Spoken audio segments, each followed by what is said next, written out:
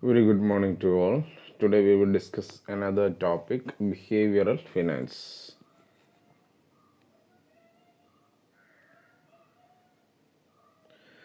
Behavioral finance, a subfield of behavioral economics, proposes that psychological influence and biases affect the financial behavior of investors and financial practitioners.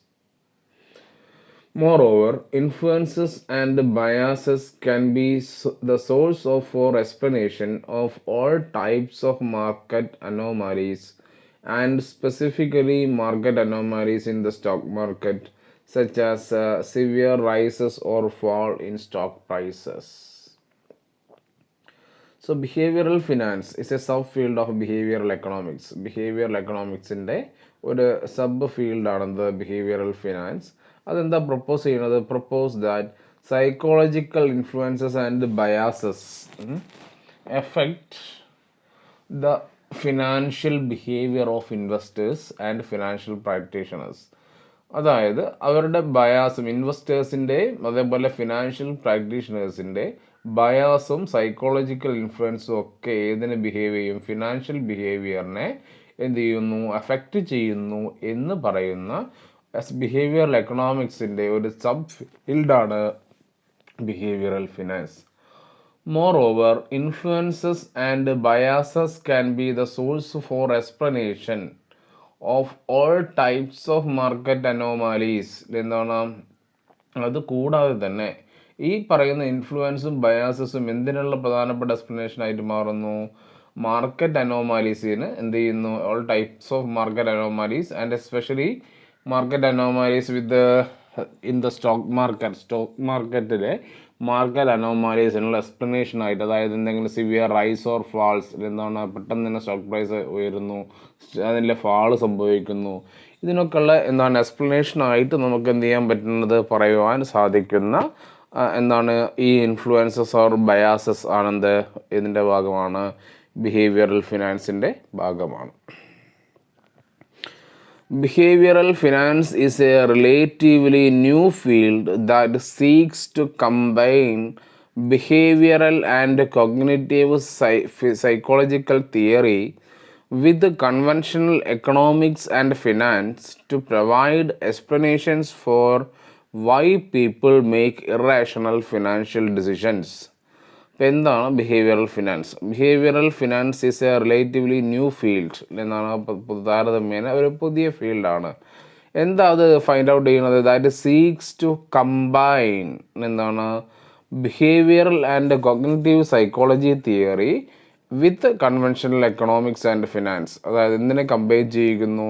Conventional economics and ഫിനാൻസിനെ behavioural and cognitive psychological തിയറിയുമായിട്ട് combine ചെയ്തിട്ട് എന്താ ചെയ്യുന്നത്?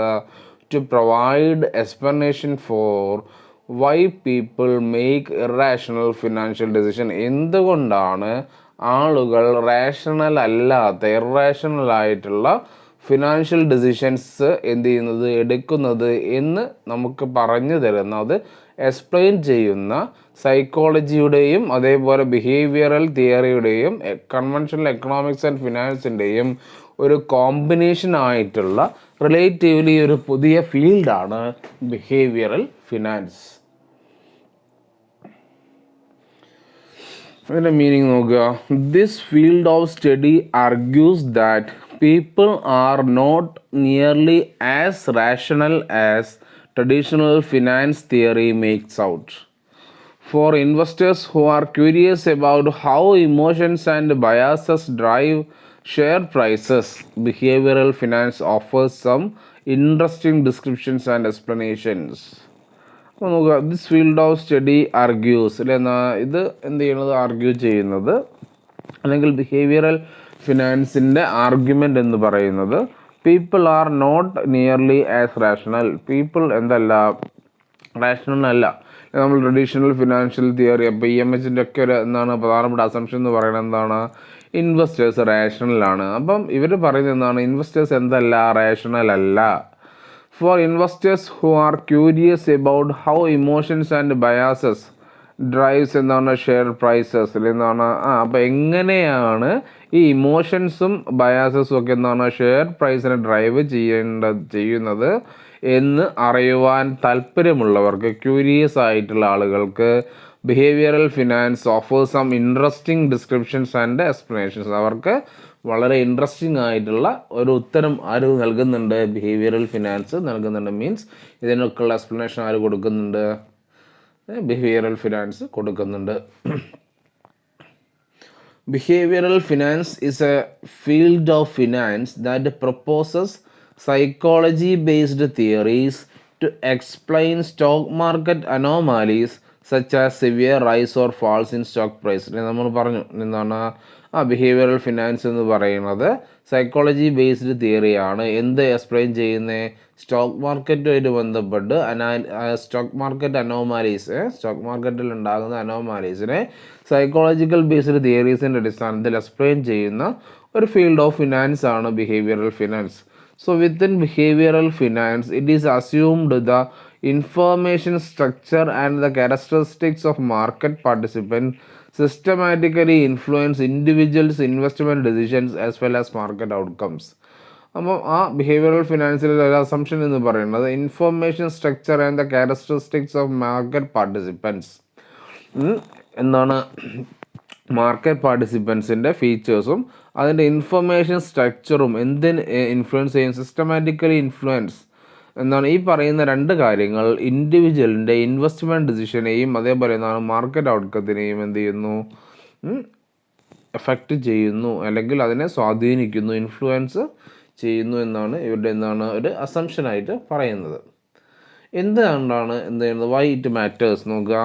Anyone knowledgeable in financial market understand that there are numerous variables that affect prices in the securities market. എന്താണ് അപ്പോൾ financial മാർക്കറ്റിനെ പറ്റിയിട്ട് ഒരു ധാരണ ഉള്ള ഒരാൾക്ക് എന്ത് മനസ്സിലാവും?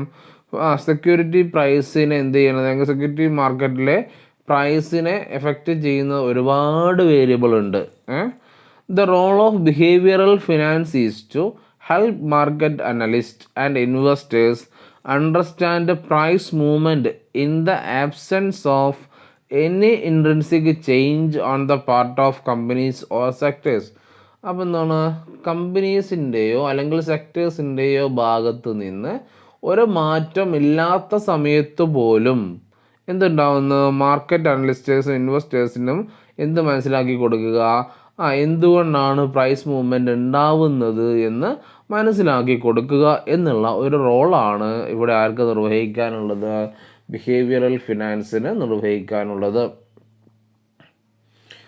സോ നോക്കുക, it provides an overlay to the standard theory. എന്താണ് സ്റ്റാൻഡേർഡ് തിയറിയുടെ കൂടെയാണ് എന്ത് ചെയ്യുന്നത്? ഇത് നിൽക്കുന്നത്. And theory it provides a framework to understand non rational investors and market behaviour. എന്തിനുള്ളൊരു ഫ്രെയിംവർക്ക്? നോൺ റാഷണൽ ഇൻവെസ്റ്റേഴ്സിനെയും മാർക്കറ്റ് ബിഹേവിയറിനെയും മനസ്സിലാക്കുവാനുള്ള ഒരു ഫ്രെയിംവർക്ക് ആര് പ്രൊവൈഡ് ചെയ്യുന്നുണ്ട്? ബിഹേവിയറൽ ഫിനാൻസ് പ്രൊവൈഡ് ചെയ്യുന്നുണ്ട്. ഓക്കെ, എന്താ അതിൻ്റെ അസംഷൻ നോക്കുക. Investors are not totally rational. Investors rational അല്ല. Investors often act based on imperfect information.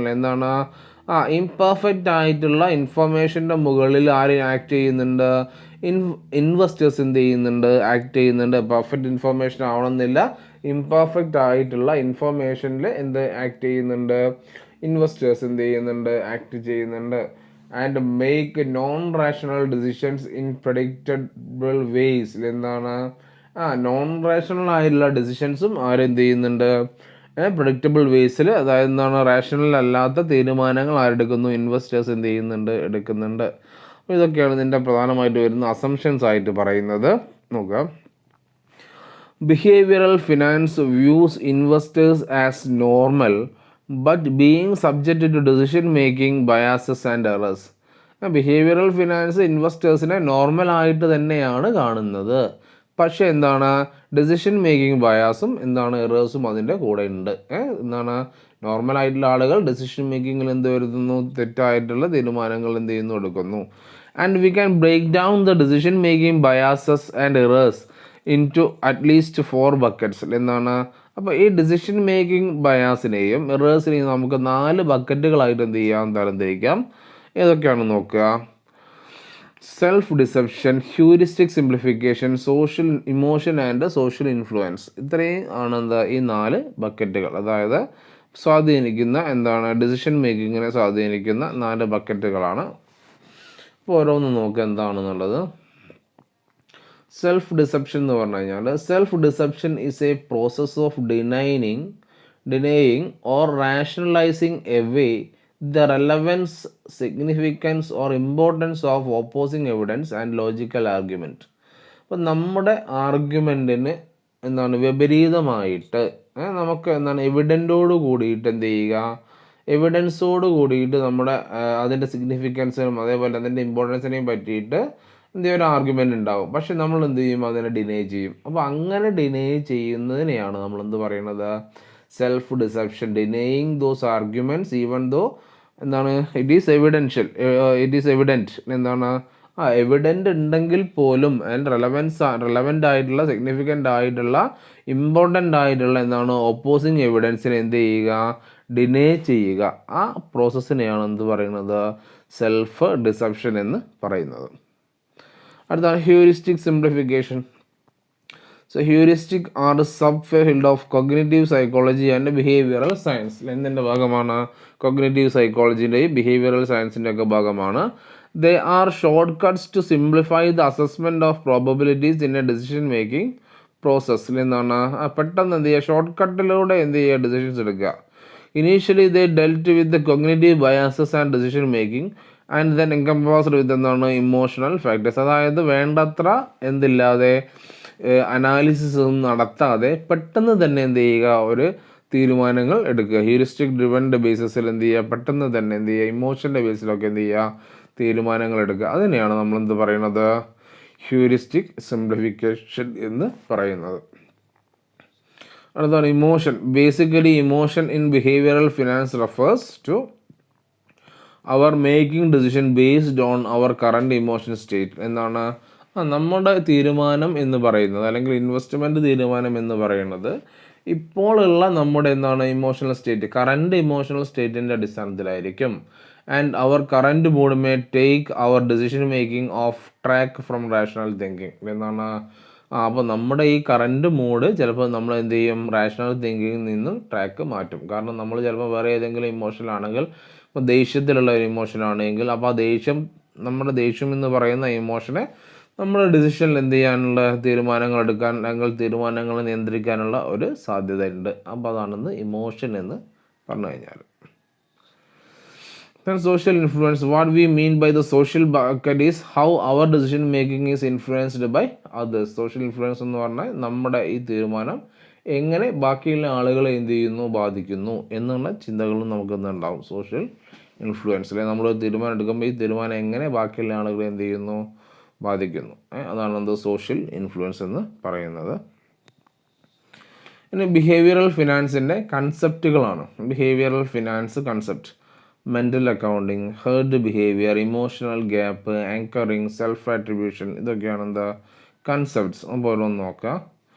First one എന്താണ്, mental accounting. So mental accounting refers to the different values a person places on the same amount of money based on എന്താണ് subjective criteria often with the detrimental result. അതായത് same amount of മണിക്ക് depending upon എന്താണ് subjective ക്രൈറ്റീരിയൻ്റെ ഒക്കെ അടിസ്ഥാനത്തിൽ വിവിധ വിലകൾ നൽകുക. അപ്പോൾ നമ്മുടെ കയ്യിൽ 5000 രൂപയുണ്ട്.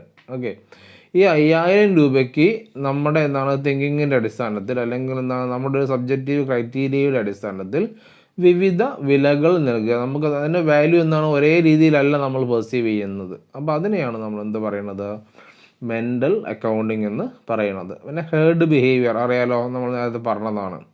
Herd behavior state that people tend to mimic the financial behaviors of the majority of the herd. Herding is not notorious in the stock market as the cause behind a dramatic rallies and sell-offs. എന്ത് പറഞ്ഞു കഴിഞ്ഞാൽ herd എന്ന് പറഞ്ഞാൽ ബാക്കിയുള്ള ആളുകൾ ചെയ്യുന്നതിൽ ഭൂരിപക്ഷം ചെയ്യുന്നതിനെ എന്ത് ചെയ്യുക, ഫോളോ ചെയ്യുകയാണെന്ന് ഹേർഡ് ബിഹേവിയർ എന്ന് പറഞ്ഞു കഴിഞ്ഞാൽ. It state that people tend to mimic the financial behaviours of majority. എന്താണ് മെജോറിറ്റിയുടെ ഫിനാൻഷ്യൽ ബിഹേവിയർ എന്താണോ അതിനെ മിമിക് ചെയ്യാനുള്ള എന്താണ് ടെൻഡൻസീനെയാണ് നമ്മൾ എന്താ ഹേർഡ് ബിഹേവിയർ എന്ന് പറയുന്നത്.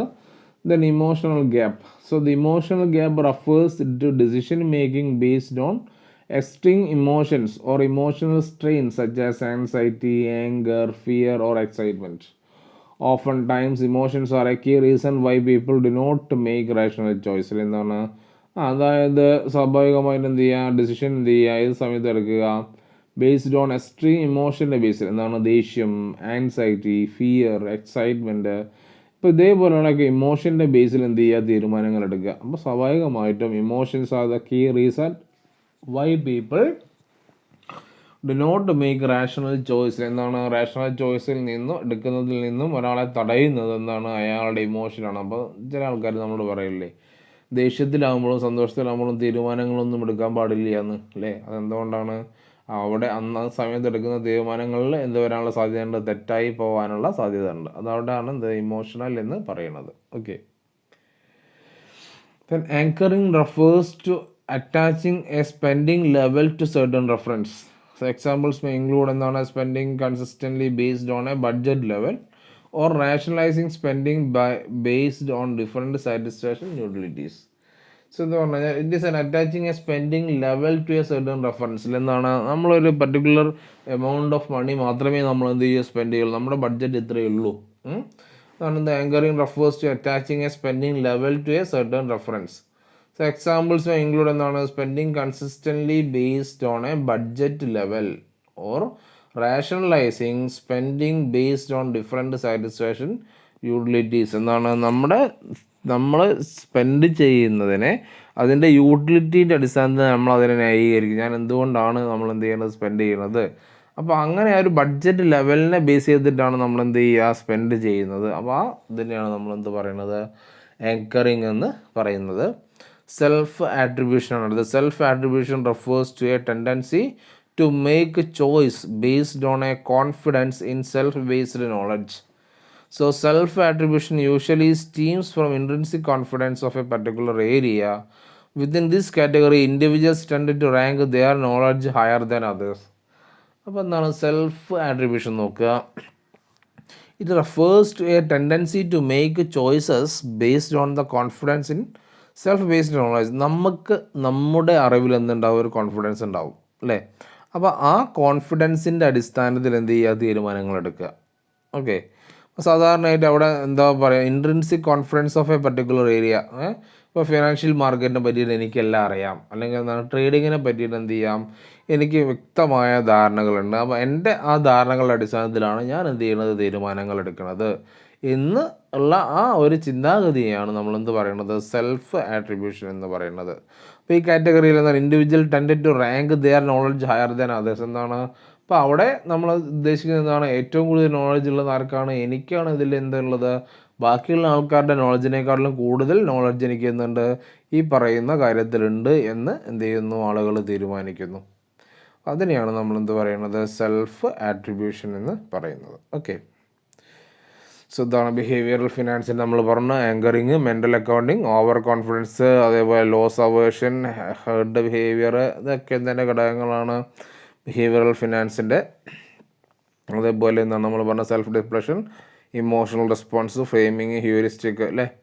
അതിൻ്റെ ഓരോരോ എന്താണ് ആങ്കറിങ് ഉണ്ട്, ഓവർ കോൺഫിഡൻസ് ഉണ്ട്, ഇൻസൈറ്റ്, ഹെഡിങ്, റിഗ്രറ്റ് അല്ലേ. ഈ കാര്യങ്ങളൊക്കെ ഇതിൻ്റെ എന്താണ് ഭാഗമാണ്. And if you have any questions regarding the session, you can ask.